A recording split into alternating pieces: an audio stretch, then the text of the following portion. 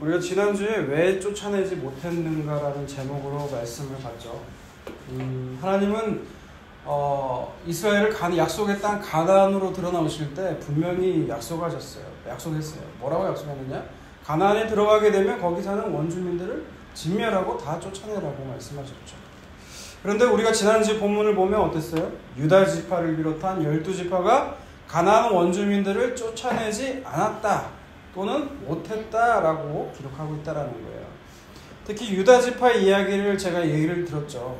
유다 지파는 하나님과 함께 하시니까 그 높은 산지도 점령을 했다는 거예요. 그런데 낮은 골짜기는 점령을 못했다고 나와 있어요. 뭐 때문에? 철병거 때문에. 그러니까 철병거 때문에 못했다고 했는데 나중에는 원주민보다 강성해졌다고 본문에 나왔었거든요. 그럼 쫓아내야 하잖아요. 근데 쫓아내지 못했다라고 했다는 거예요. 그럼 쫓아내지 않은 거냐 못한 거냐라고 제가 물어봤죠. 못한 거 둘 다라고 했어요. 둘 다. 쫓아내지 않은 건 내 의지고 못한 건 불가항력적인 거라고 했잖아요. 근데 왜 그런다고 했어요? 이 쫓아내지 못했다라는 것 뜻의 안에는 그 당시에 그 이스라엘이 가진 문명은 겨우 잘해야 청동기예요. 석기 아니면 청동기. 돌이나 청동을 들고 싸우는데 어떻게 철을 감당을 해요. 근데 이스라엘이 와보니까 우리는 광야에서 꾀지지하고 고생만 하다 들어갔잖아요. 근데 가나안에 들어가니까 여자들도 왜 이렇게 예뻐. 그리고 그들이 사는 걸 보니까 너무 부러워. 근데 하나님은 그들과 결혼도 하지 말라 했거든요. 근데 우리가 사사기에 들어가서 보게 되지만 나중에는 그들과 결혼도 하고 혼인도 맺고 다 해요. 그러니까 이 출애굽기가 뭐라고 했어요? 하나님이 애굽이라는 세상에서 구원해낸 하나님의 백성들 이야기라면 이제 사사기는 뭐예요? 그 구원 이유라고요. 그러니까 이들이 그 약속의 땅에 딱 들어가서 선택한 게 뭐예요? 그 가나안 원주민들의 그 풍요롭고 아주 부러운 그 편안하고 안락한 삶, 그게 너무 부러워서 하나님의 언약은, 약속은 뒷전이고 그걸 붙잡더라는 거예요. 그러니까 우리 인생이나 그들의 인생이나 별반 다를 바가 없죠. 그럼 예수 믿는 거고 안 믿는 거 차이가 뭐냐? 믿는 거 안 믿는 거 차이는 그거예요. 그게 죄인 줄 알아요. 하나님 없는 인생이 죄인 걸 안다고요. 그건 가장 큰 차이예요. 그게 왜 가장 큰 차이냐? 그러면 여러분도 예수 믿으면 돼요. 예수 믿으면 돼요. 그렇게 이스라엘은 하나님이 아니라 다른 것에 마음을 두고 있었다라가 사실 사사기에서 계속 반복되는 이야기예요. 그래서 하나님은 그대로 놔두면 안 되죠. 그래서 이스라엘의 주변 나라 모압이라든지 블레셋이라든지 에글론이라든지 이런 나라들을 들어서 이스라엘을 징계하시는 거죠. 그렇게 가나안에 들어가는 이스라엘은요, 가나안의 원주민들을 쫓아내라는 하나님 약속의 말씀에 불순종하고 단지파의 경우는 어땠어요? 오히려 원주민들이 단지파를 산으로 쫓아내죠. 못 내려오게 만들어요, 단지파가. 바로 그때 오늘 본문에 의하면 여호와의 사자가 이스라엘 앞에 나타나게 돼요. 오늘 본문 1절만 읽어볼게요.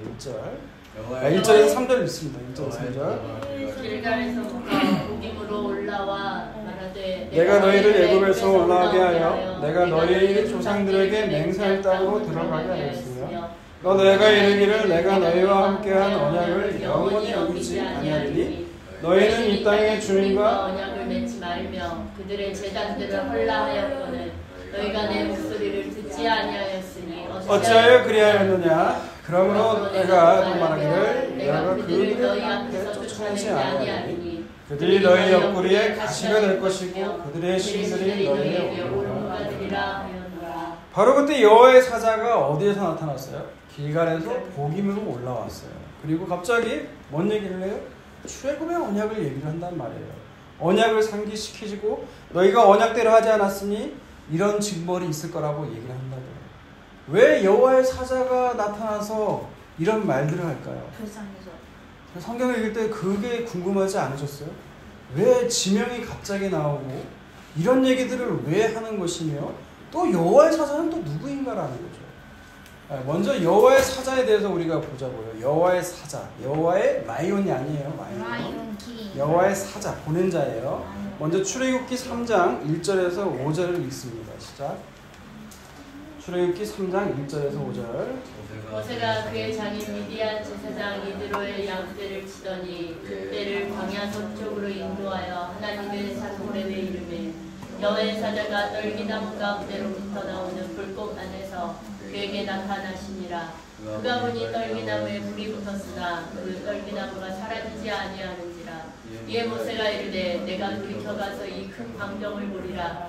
떨기나무가 어찌하여 타지 아니하는고 하니 그때 여호와께서 그가 보려고 돌이켜 오신 것을 보신지라. 하나님이 떨기나무 가운데서 그를 불러 이르시되 모세야 모세야 하시매 그가 이르되 내가 여기 있나이다. 하나님이 이르시되 이리로 가까이 오지 말라. 내가 선 곳은 거룩한 땅이니 내 발에서 신을 벗어라. 네, 모세가 이제 미디안 광야에서 양을 치고 있을 때 누가 나타나요? 여호와의 사자가 나타나죠. 그리고 떨기나무 불꽃 가운데 나타나요. 원래 떨기나무라는 게 그 광야에 흔히 볼 수 있는 건데 가시나무와 비슷, 가시나무과라고 그래요. 그러니까 보기 뭐 볼품이 없고 불이 붙으면 원래는 꺼져버가지고 재로 돼야 되거든요. 근데 이게 불꽃 가운데 계속 활활 타니까 이제 모세가 이게 뭔가 해서 본 거예요. 근데 여호와의 사자를 4절에서는 뭐라고 말해요? 여호와의 사자라고 말하지 않고 4절을 보면 보세요. 4절 보면 여호와라고 나와 있어요. 4절에 보면 네, 여호와라고 바뀌어 있죠. 그러니까 여호와의 사자가 또 여호와라는 뜻이에요. 그러니까 이 종합적으로 말하면 여호와의 사자는 여호와에서 의해서 보내어진 여호와라는 거죠. 그럼 이게 누구예요? 여호와의 사자가 예수 그리스도죠. 하나님이시죠. 성령이시기도 하고 예수님이시기도 하죠. 근데 이 여호와의 사자가 모세뿐만이 아니라 여호수아에게도 나타났고 이번 주 본문이었던 기드온 있죠. 예, 기드온에게도 나타났어요. 또한 삼손의 부모에게도 나타났다라는 거예요. 바로 그때 여호와의 사자가 어디에서부터 올라왔다고 나와 있어요? 여호와의 사자가 어디에서 올라왔다고요? 길갈. 길갈이라고요. 왜 하필 길갈일까요? 길갈에 길갈에 어떤 의미가 있겠죠. 그럼 길갈을 어떤 의미고 어떤 의미가 있는지 보자고요. 먼저 여호수아서 4장 4절에서 9절을 읽어주세요. 여호수아가 이스라엘 자손 중에서 각 지파에 한 사람씩 준비한 그 12사람을 불러 그들에게 이르되 요단 가운데로 들어가 너희 하나님 여호와의 궤 앞으로 가서 이스라엘 자손들의 집 전체로 각기 돌 한 개씩 가져다가 어깨에 매라. 이것이 너희의 표징이 되리라. 그 일에 너희의 자손들이 물어 이르되 이 돌들은 무엇 뜻이냐 하거든 그들에게 이르기를 요단 물이 여호와의 언약궤 앞에서 끊어졌나니 곧 언약궤가 요단을 건널 때 요단 물이 끊어졌으므로 이 돌들이 이스라엘 자손에게 영원히 기념이 되리라. 이스라엘 자손들이 여호수아가 명령한 대로 행하되 여호와께서 여호수아에게 이르신 대로 이스라엘 자손들의 집단을 따라 요단 가운데서 들 12를 택하여 자기들이 유숙할 곳으로 가져다가 거기에 두었더라. 여호수아가 또 요단 가운데 언약궤를 맨 제사장들의 다리 선 곳에 돌 12를 세웠더니 오늘까지 거기에 있더라. 그리고 18절에서 24절을 또 읽습니다. 18절에서 24절. 18절에서 여호와의 언약궤를 맨 제사장들이 요단 가운데서 나오며 그 발바닥으로 입술을 밟는 동시에 요단물이 본 곳으로 흘러서 전과 같이 언덕에 넘쳤더라. 첫째 달 10일에 백성이 요단에서 올라와 여리고 동쪽 경계 길갈에 진침해 여호수아가 요단에서 가져온 그 12돌을 길갈에 세우고 이스라엘 자손들에게 말하여 이르되 왜 너희의 자손들이 그들의 아버지께 묻기를 이 돌들은 무슨 뜻이냐 하거든 너희는 너희의 자손들에게 알게 하여 이르기를 이스라엘이 마른 땅을 밟고 이 요단을 건넜음이라. 너희 하나님 여호와께서 요단을 너희 앞에서 마르게 하사 너희를 건너게 하신 것이 너희 하나님 여호와께서 우리 앞에 홍해를 말리시고 우리를 건너게 하신 것 같았나니 이는 땅의 모든 백성에게 여호와의 손이 강하신 것을 알게 하며 너희가 너희 하나님 여호와를 항상 경배하게 하려 하심이라 하라. 네. 하나님께서 여호수아에게 먼저 지파 수대로 12돌을 취하라고 하죠. 그 쌓으라고 한단 말이에요. 그것이 표적이 될 거라고 그래요. 그러니까 마치 예수님께서 오병이어의 표적을 베푸실 때 뭐라고 하셨어요? 그 오병이어는 그냥 하신 거예요? 아니에요. 예수님이 내가 생명의 떡, 광야에서 만나를 내린 것처럼 내가 바로 생명의 떡이다 라고 말씀하신 거에 의미가 있다는 거죠. 이들이 12돌을 쌓으라고 한 것도 의미가 있다는 거예요. 그게 뭐였어요? 너희들이 요단강을 건너게 된 건 너희들이 힘으로 된 게 아니라는 거예요. 그러니까 언약궤가 딱 가운데 있었죠. 아까 보면 가운데 있는데 언약궤를 맨 제사장이 들어가니까 어떻게 돼요? 요단강 물이 갈라지는 거예요. 그리고 이들이 다 건너가야 되니까 다시 요단강이 차고 넘쳤죠. 그러니까 이들의 힘으로 된 것이 아니라는 거예요. 가나안 땅을 건넌 거, 요단강을 건너가서 지금 12돌을 쌓았다는 것은 거기가 장소가 또 길갈이었다는 것은 여호와의 그 얘기예요. 너의 힘으로 된 게 아니라는 거예요. 너의 힘으로 된 것이 아니고 하나님 말씀대로 하나님께서 이끄시는 거라는 거죠. 그러니까 여호와의 사자가 길갈에서부터 왔다라는 의미는 뭐예요? 가나안 정복 전쟁은 너희들의 힘과 능력으로 하는 것이 아니라 하나님께서 전적으로 주관하시는 것인 것을 알게 해주는 장소가 어디라고요? 길갈이라는 거예요. 길갈. 여러분 가나안 정복 전쟁을 꼭 외부의 큰 대적의 문제로만 여러분 생각하면 안 돼요. 여러분 대적은 누구에게 있어요? 여러분 대적은 어디에 있어요? 가장 큰 대적은 나예요. 내가 가장 큰 대적이에요. 내 자신이. 내 자신이 가장 큰 대적이라고요. 그런데 이 대적들을 어떻게 이 대적을 구체적으로 말하면 뭐예요? 하나님보다 높아진 생각과 이론들, 이런 모든 것들을 얘기하고 있다고요. 그래서 하나님은 반드시 우리가 살아있는 동안 그 하나님보다 높아진 생각, 이론들, 내 안에 있는 그 불순종하는 그 마음들을 모두 다 알게 하신다는 거예요. 그리고 니들 힘으로 그걸 할 수 없는 걸 알게 하신다는 거예요. 그래서 그 문제를 끌어안고 예수 그리스도의 십자가로 인도하신다는 거죠. 그냥 고난받는다는 얘기예요. 쉽게 얘기해서 여러분 가운데. 그걸 또 보여주는 것이 길갈에서 또 그 12돌을 쌓을 뿐만이 아니라 또 하나 행했죠. 기억나세요? 모르겠죠. 네, 보자고요. 여호수아서 5장 1절에서 9절. 여호수아서 5장 1절에서 9절 있습니다. 시작. 요단 서쪽의 아모리 사람의 모든 왕들과 해변의 가나안 사람의 모든 왕들이 여호와께서 요단물을 이스라엘 자손들 앞에서 말리시고 우리를 건너게 하셨음을 듣고 마음이 녹았고 이스라엘 자손 때문에 정신을 잃었더라. 그때 여호와께서 여호수아에게 이르시되 너는 부시걸로 칼을 만들어 이스라엘 자손들에게 다시 할례를 행하라 하시매 여호수아가 부시걸로 칼을 만들어 할례산에서 이스라엘 자손들에게 할례를 행하니라. 여호수아가 할례를 시행한 까닭은 이것이니 애굽에서 나온 모든 백성 중 남자 그 모든 군사는 애굽에서 나오는 광야 길에서 죽었는데 그 나온 백성은 다 할례를 받았으나 다만 애굽에서 나오는 광야 길에서 난 자는 할례를 받지 못하였습니다. 이스라엘 자손들이 여호와의 음성을 청종하지 아니하므로 여호와께서 그들에게 대하여 맹세하사 그들의 조상들에게 맹세하여 우리에게 주리라고 하신 땅 곧 젖과 꿀이 흐르는 땅을 그들이 보지 못하게 하리라 하시매 애굽에서 나온 족속 곧 군사들이 다 멸절하기까지 40년 동안을 광야에서 헤매었더니 그들의 대를 잇게 하신 이 자손에게 여호수아가 할례를 행하였으니 길에서는 그들에게 할례를 행하지 못하였으므로 할례 없는 자가 되었습니다. 또 모든 백성에게 할례 행하기를 마침에 백성이 진중 각 처소에 머물며 낫기를 기다릴 때에 여호와께서 여호수아에게 이르시되 내가 오늘 애굽의 수치를 너희에게서 떠나가게 하였다 하셨으므로 그곳 이름을 오늘까지 길갈이라 하느니라. 네, 여기까지입니다. 할례를 하게 되죠. 할례를 하게 된 배경이 1절이잖아요. 1절의 상황을 보면 어때요? 1절의 상황, 1절 보세요. 1절 1절의 상황을 보면 이들이 지금 가나안 원주민들이 이들의 소식을 들으니까 간담이 높고 공포하고 두려워 떨었단 말이에요. 그럼 이런 상황이면 어떻게 해야 돼요? 전략적으로 이때가 기회니까 밀고 쳐들어가야죠. 근데 하나님은 이런 상황에서 지금 뭐라고 말씀하시는 거예요? 할례를 지금 행하라는 거예요. 할례가 뭐예요? 남자의 상식의 표피 끝을 잘라내는 거거든요. 여러분 할례의 뜻이 끊어내다 잘라내다의 뜻이 있어요. 그러니까 생식기라고 대표되는 그 인간의 전 존재, 옛 존재를 잘라버리라는 거예요. 지금 왜냐? 지금 나오는 가나안 정복 전쟁의 세대는 출애굽 1세대예요? 2세대예요? 2세대. 2세대예요. 얘들은 할례를 하지 않았거든요. 그러니까 지금 니들 힘으로 하려고 하는 그 모든 것들을 하나님은 잘라내기를 원하신다는 거예요. 끊어내기를 원하신다는 거예요.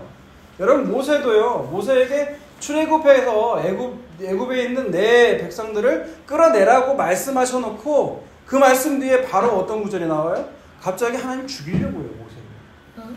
그때 그 모세의 아내인 십보라가 어떻게 해요? 자기의 자녀들을 그때 할례를 행하잖아요. 그게 왜 그래요?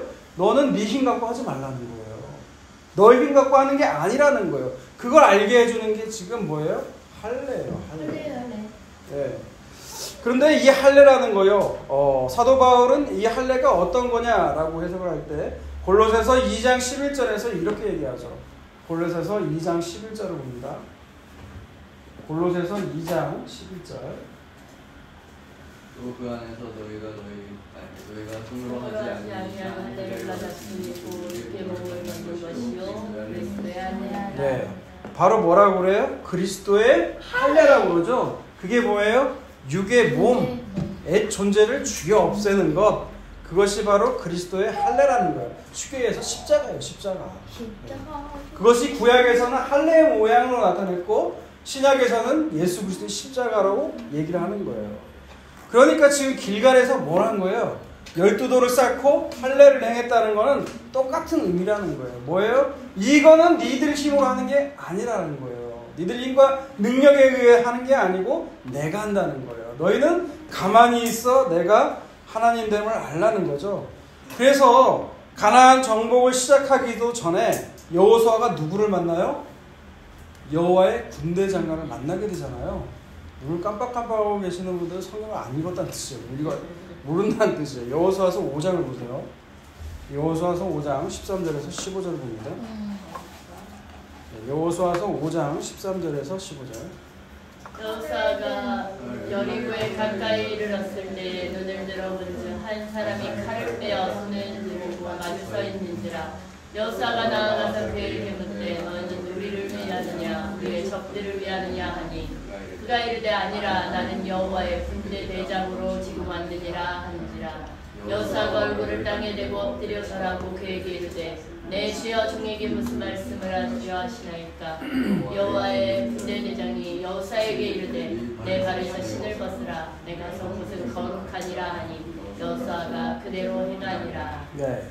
이 여호와의 군대 장관이 정복 전쟁을 시작하기 전에 여호수아 앞에 나타나거든요. 저는 이거를 영상으로 최근에 봤어요. 최근에 영상에 그 다윗 영화인데 그때 보면은 여호수아가 앞에 있고 강가에 여호와의 군대 장관으로 보이는 사람이 칼을 딱 꽂고 가만히 있는 그 모습을 봤거든요. 근데 여호와의 군대 장관이 이렇게 여호수아가 묻죠. 너는 우리 편이냐 저기 편이냐 라는 거예요. 군대 장관이 뭐라고 그래요? 아니다. 나는 누구 편이다? 하나님 편이라는 거예요. 하나님의 군대 장관이라는 거예요. 그러니까 여러분 하나님은요 여러분 편 아니에요. 네, 하나님은 여러분 편 아니에요. 하나님은 하나님 자신이에요. 하나님 편을 위해서 있는 거죠. 아니야. 이 말은 나는 너를 이기는 이 땅에서 이기고 사는 편안하고 안락하게 사는 도우미로 보내준 자가 아니라는 거예요. 부적 같은 게 아니라는 거예요. 하나님은. 하나님께서는 하나님의 백성들에게 하실 말씀을 전달하려는 역할이 있다라는 거예요. 지금. 그게 15절이죠. 15절 보세요. 15절 뭐라고 했어요?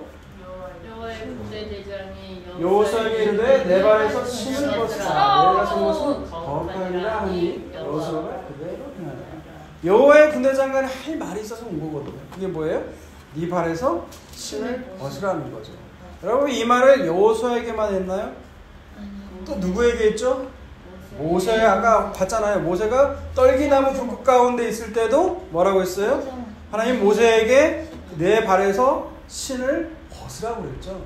여러분 신을 벗는 거, 이 벗는다는 게 히브리어로 나살이라는 건데 이게 쫓아내다는 거예요. 쫓아버리다.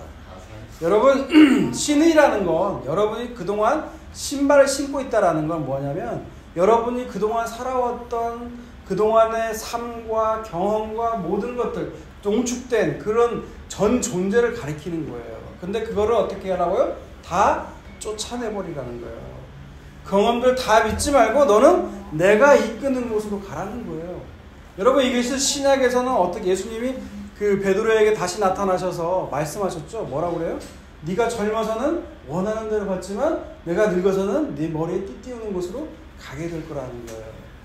예. 그것이 바로 내 발에서 실을 벗으라는 거예요. 하나님의 전쟁은 내 능력의 경험에 있지 않다는 거예요. 하나님의 전적인 권능을 가지고 치러지는 전쟁이 여호와의 전쟁이라는 거죠. 네. 여러분 그래서 가나안 첫 전복 전쟁이 어디에서 치러져요? 여리고성. 근데 여리고성을 어떻게 이겨요? 돌아서. 13바퀴를 돌고 소리 지르니까 여리고성 그 광대한 성이 무너져 버려요. 그러니까 이걸 듣고 사람들은 어떻게 생각하냐? 이 성이 무너진 비결은 하나님께서 13바퀴를 돌라고 했다는 데 있다는 거예요. 그래서 아류로 나온 게 뭐냐? 저희도 제 경험담이에요. 예전에 헌재 면접 볼 때 어머니가 야 헌재를 돌면서 기도를 해라. 그러면 그럼 학교 비슷한 거 될 줄 알고 아마 그러셨나 봐요. 여러분 근데 그런 거 아니라고요. 13바퀴 돌면 성이 무너져요? 안 무너져요? 상식적으로 생각해봐요. 안 무너져요. 소리 질러봐요. 무너지나 안 무너지나. 그게 비결이 될 수는 없다고요. 그러면 이건 뭘 가르쳐 주려고 온 거예요? 전적으로 니들이 한 게 아니라 하나님이 하신 거를 강조하려고 일부러 13바퀴 돌고 소리 지르라고 한 거예요. 네 말이 듣나 안 듣나, 순종하나 안 순종하나, 지금 그걸 보시는 거죠. 다시 본문을 와서 이제 여호와의 사자가 길갈에서 어디로 올라온다고 나왔어요? 지금 현재 복임이에요. 복임을 각주를 보게 되면 뭐라고 나와 있나요? 우는 자들이란 뜻이죠. 우는 자들. 이스라엘이 복임에서 하나님의 말씀, 아까 1절에 3절 읽어봤죠? 그 말씀 하나님께서 출애굽시켰는데 너희는 언약대로 말씀대로 불순종해서 이제 너희의 이런 징벌을 받게 될 것이라는 말씀을 듣고 이스라엘이 어땠어요? 듣고 울었다고요.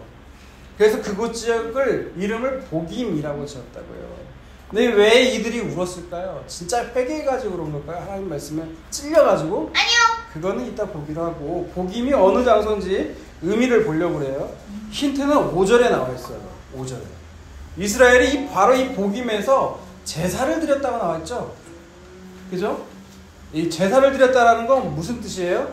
그곳에 성막이 있었다라는 거예요. 성막. 성막 안에는 뭐가 있는데요? 그 언약궤가 있으니까요. 언약궤가. 십계명. 자, 그걸 근거가 뭐냐? 그럼 복임이 어디에 있느냐? 언약궤가 어디에 있느냐? 사사기 당시에 사사기 20장 26절에서 28절을 볼게요. 사사기 20장 26절에서 28절. 찾는데 시간이 좀 걸리네요. 사사기 20장 26절에서 28절. 네, 읽습니다. 시작. 이에 온 이스라엘 모든 백성이 올라가 베델에 이르러 울며 거기서 여호와 앞에 앉아서 그날이 저물도록 금식하고 번제와 화목제를 여호와 앞에 드리고 이스라엘 자손이 여호와께 부르니라. 그때에는 하나님의 언약궤가 거기 있고 아론의 손자인 엘르아살의 아들 비느하스가 그 앞에 모시고 섰더라. 이스라엘 자손들이 여쭈기를 우리가 다시 나아가 내 형제 베냐민 자손과 싸우리까 말리까 하니 여호와께서 이르시되 올라가라. 내일은 내가 그를 내 손에 넘겨주리라 하시는지라. 네, 바로 이 복임이 어디라고요? 언약궤가 있는 그 베델이라고요. 베델. 베델의 또 다른 이름이 어디라고요? 복임이라고요.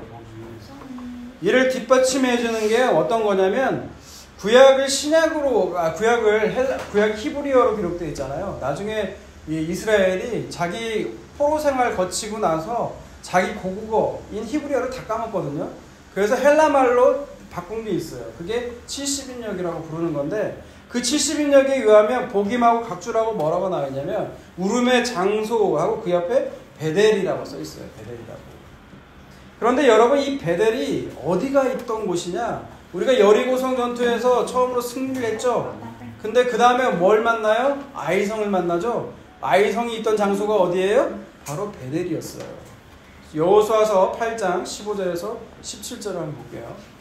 여호수아서 8장 15절에서 17절. 8장 여호수아서 8장 15절에서 17절. 여호수아와 온 이스라엘이 그들 앞에서 거짓으로 패한 척하여 광야길로 도망하매 그 성읍에 있는 모든 백성이 그들을 추격하려 모여 여호수아를 추격하며 유인함을 받아 아이 성읍을 멀리 떠나니 아이와 베델에 이스라엘을 따라가지 아니한 자가 하나도 없으며 성문을 열어놓고 이스라엘을 추격하였더라. 네. 여호수아가 아이성 사람들을 유인할 때 누가 쫓아나왔다고 나와 있어요? 그 여호수. 네? 그 이스라엘. 네? 그 당시 사람들이 지금 누가 쫓아나왔다고요? 광야. 아이성 사람들이 15절에서 17절을 보면 네.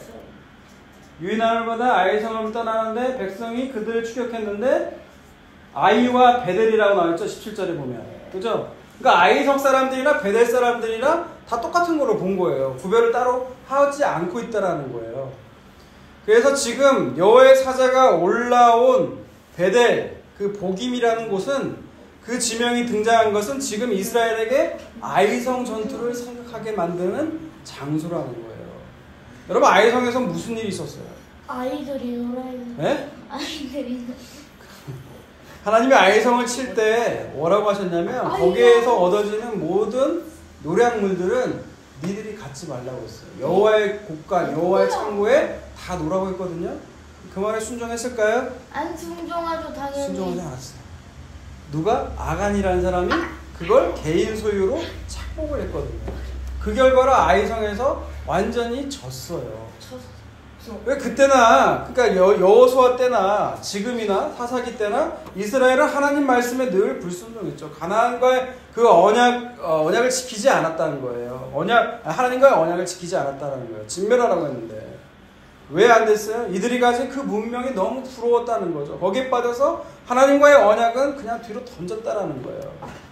아까 우리가 서두에서 질문했죠. 중간에서 뭐라고요? 이들이 복임에서 왜 울었냐는 거예요. 회개에서 우는 걸로 처음엔 봤겠죠. 하나님 말씀에 아파서. 근데 그게 아니었다는 걸 보여준 게 사사기 2장 11절에서 13절을 보세요. 이스라엘 자손이 여호와의 목전에 악을 행하여 바알들을 섬기며 애굽 땅에서 그들을 인도하여 내신 그들의 조상들의 하나님 여호와를 버리고 다른 신들 곧 쥐들의 주위에 있는 백성들의 신을 따라 그들에게 절하여 여호와를 진노하게 하였을 때 곧 그들이 여호와를 버리고 바알과 아스타로를 섬겼습니다.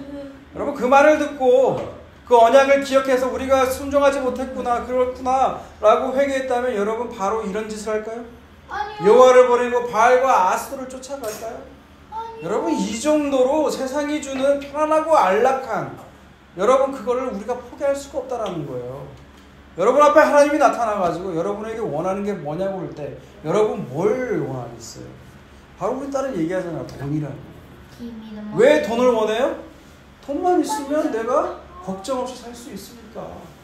지금 이스라엘도 마찬가지예요. 하나님이 아니라 그 철병과라는 무기만 있으면 내가 적으로부터 완전히 나를 자신을 지킬 수가 있고 그 철로 만든 농기구를 만들어서 내 소유가 풍성해지면 굳이 하나님을 안 찾아도 되지가 않아요.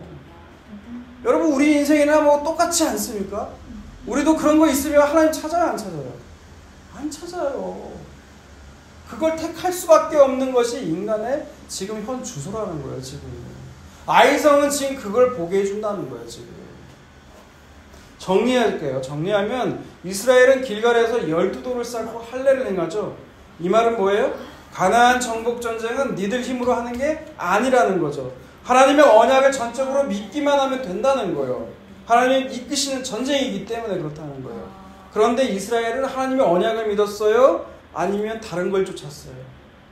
다른 걸 쫓았다는 거죠. 가나안의 눈에 보이는 그 풍요로움, 편안함, 그걸 쫓았다는 거예요. 그게 그 언약을 따르지 않았다, 결국 따르지 않았다는 장소가 어디예요? 복임? 거기가 바로 복임이에요. 그래서 그 여호와의 사자가 언약을 얘기하고 언약을 듣지 않으면 이런 일들, 징벌들이 생기게 될까라는 얘기를 그렇게 했다라는 거예요. 그러니까 길갈과 복임을 듣고 여호와의 사자가 왜 이런 얘기를 했는지 여러분 이제 이해가 가셔야 돼요. 네. 표정을 보니까 관심도 있고. 여러분 그러면 하나님은 어떻게 하죠? 언약을 말씀을 따르지 않으면 징벌을 내리셔야죠. 그게 3절이에요. 3절 읽습니다. 시작. 본문 3절. 그러므로 내가 또 말하기를 내가 그들이 너희 옆구리에 가시가 될 것이며 그들의 신들이 너희에게 올무가 되리라 하였노라. 네. 하나님은 남아있는 가나안 원주민을 쫓아내지 않겠다는 거예요. 그들로 하여금 너희들 옆구리에 가시가 되게 만들 거고, 그들이 섬기는 신, 너희들이 그렇게 풍요와 다산을 쏟는데 그게 너희들을 갉아먹는 올무가 되게 할 거라는 거예요. 여러분이 편안하고 안락한 삶 구하면 오히려 그게 여러분에게는 여러분의 숨을 턱턱 막히게 하는 그 가시와 올무가 되게 만들 거라는 거예요. 하나님의 택한 자녀라면 그렇게 반드시 할 거라는 거예요. 근데 여러분, 이 말씀은 사사기에 처음 나온 게 아니에요. 이미 민수기와 신명기, 여호수아서에도 또 나온 말씀이거든요. 민수기 33장 55절에서 56절까지 먼저 읽어볼게요. 민수기 33장 55절에서 56절. 너희가 만일 그 땅의 원주민을 너희 앞에서 몰아내지 아니하면 너희가 남겨둔 자들이 너희의 눈에 가시와 너희의 옆구리에 찌르는 것이 되어 너희가 거주하는 땅에서 너희를 괴롭게 할 것이요 나는 그들에게 행하기로 생각한 것을 너희에게 행하리라. 그 다음에 여호수아서 23장 10절에서 13절. 너희 중 한 사람이 1000명을 쫓으리니 이는 너희 하나님 여호와가 그가 너희에게 말씀하신 것 같이 너희를 위하여 싸우시니라. 그러므로 스스로 조심하여 너희 하나님 여호와를 사랑하라. 너희가 만일 돌아서서 너희 중에 남아있는 이 민족들을 가까이하여 더불어 혼인하며 서로 왕래하면 확실히 알라. 너희 하나님 여호와께서 이 민족들을 너희 목전에서 다시는 쫓아내지 아니하시리니 그들이 너희의 올무가 되며 덫이 되며 너희의 옆구리에 채찍이 되며 너희의 눈에 가시가 되어서 너희가 마침내 너희 하나님 여호와께서 너희에게 주신 이 아름다운 땅에서 멸하리라. 네. 이미 가나안 정복 전쟁 직전인 모세에게도 말씀하셨고요, 여호수아에게도 말씀하셨어요. 그럼에도 이스라엘은 가나안의 우상인, 그리고 또한 우리의 우상이기도 한 편안하고 안락한 삶에 대해서 포기를 할 수가 없었어요. 그래서 이스라엘은 하나님의 약속대로 어떻게 해요? 이방인의 가시와 이방인의 그 올무에 걸린 삶을 살게 된다는 거예요. 그래도 우리는 세상에 주는 그 힘과 안락한 편안한 삶 포기할 수가 없다는 거죠. 이것이 여러분 우리의 모습이라는 거예요. 그런데 여러분, 오늘 본문에 재밌는 건요, 그 가시라는 말 있죠. 가시. 옆구리에 가시가 될 거라는 말이 없어요. 원문에는 없어요. 원문에는 없어요. 그럼 왜 이걸 얻느냐? 민수기와 여호수아서를 보니까 다 들어가 있거든요. 그러니까 원래대로 직역을 하자면 이 말이 뭔 말이냐면, 이 가시가 안 나와 있고 무슨 말이냐면, 이스라엘이 쫓아내지 못한 이방인들이, 그 이방인들이 옆구리가 될 거라는 말이에요. 그럼 이방인들이 옆구리가 될 거라는 말은 뭔 말이에요? 니들이 그렇게 원하는 편안하고 안락하고 세상에 힘이 주는 그 이방인들 그 옆에다가 딱 붙여주겠다는 거예요. 니들 원하는 대로 그렇게 편안하고 안락하고 원하는 대로 한번 살아봐. 하나님 그렇게 해주시겠다는 거예요. 여러분, 그렇게 하면 좋을 것 같죠? 우리 자녀들은 좋아할 것 같아요. 부모가 간섭 안 하고 돈만 주면 그냥 좋아할 것 같아요. 뭐 통금 시간 신경 안 쓰고 그렇게 하면은 여러분 그게 천국이죠. 아멘. 네, 그런데 할렐루야. 진짜 하나님의 자녀들, 하나님 택한 백성들은요, 그런 삶을 허락해주면 어떻게 돼요? 그게 더 괴롭다라는 거예요. 그게 더 괴롭다라는 거예요. 저도 경험을 해봤거든요. 하나님 없이 그냥 내 욕망에 따라 살고 싶은 욕망이 있어요, 없어요? 있잖아요. 근데 그게 더 괴롭더라고요. 그게 더 괴로워요. 여러분 정말 원하는 대로 여러분 통금 다 풀어주고 돈 주면은 여러분 고개를 막 끄덕이고 막 그러시는데, 여러분 그러면 행복할 것 같죠? 아멘. 네. 그런데 여러분 잘 행복하지가 않아요. 왜냐하면 결국은 사망이에요. 부모하고 떨어진다는 그 아픔을 여러분이 아직 모르니까 그런 거예요. 알게 해주면 안 돼. 한번 해봐요. 그러면 얼마나 고통스러운지 알아야죠. 근데 여러분, 만약 이방인들이 구하는 그 모든 것들이 이스라엘에게 다 해줬는데 이스라엘이 너무 좋아. 그러면 이스라엘은 하나님의 자녀일까요? 하나님 자녀가 아닐까요? 자녀가 아니에요. 하나님 자녀가 아니에요. 하나님 그렇게 구별하세요. 거기에서 내가 진짜 하나님의 백성인지 아닌지가 거기서 구별이 된다고요. 하나님 없이 내 욕망에 따라서 내 욕망을 채우는 삶이 좋다면 여러분 그건 이미 우상에 빠진 삶이죠. 근데 그렇게 사는 것이 오히려 고통스러워요. 외로워요. 그럼 여러분 그게 하나님의 자녀라는 증거가 된다는 거예요. 그 과정 속에서 하나님의 자녀들은 사람이 떡으로만 사는 게 아니구나. 하나님 입에서 나오는 말씀이 중요한 거지. 그걸 알게 된다는 거예요. 이 고백을 하나님의 자녀들이 반드시 이 땅에서 고백하기를 원하세요. 그래서 이 땅에 사는 삶이 하나님의 자녀들은 괴로울 수밖에 없어요. 괴로울 수밖에 없어요. 아니면 그런 것들은 너무 구려야죠. 그래서 세상 사람들은 그런 사람들, 그렇게 사는 성도들을 볼 때 뭐라고 부르냐? 저 실패자라고 부른다고요. 저 능력도 없는 인간. 그런데 여러분, 그게 하나님의 뜻대로 잘 가시는 거라고요. 그것이 바로 하나님이 우리의 자녀임을 입증해 주고요. 그렇게 일하시는 것이 하나님의 사랑이라고요. 그걸 깨닫고 살아가시는 저와 여러분이 다 되시기를 주님의 이름으로 축원합니다.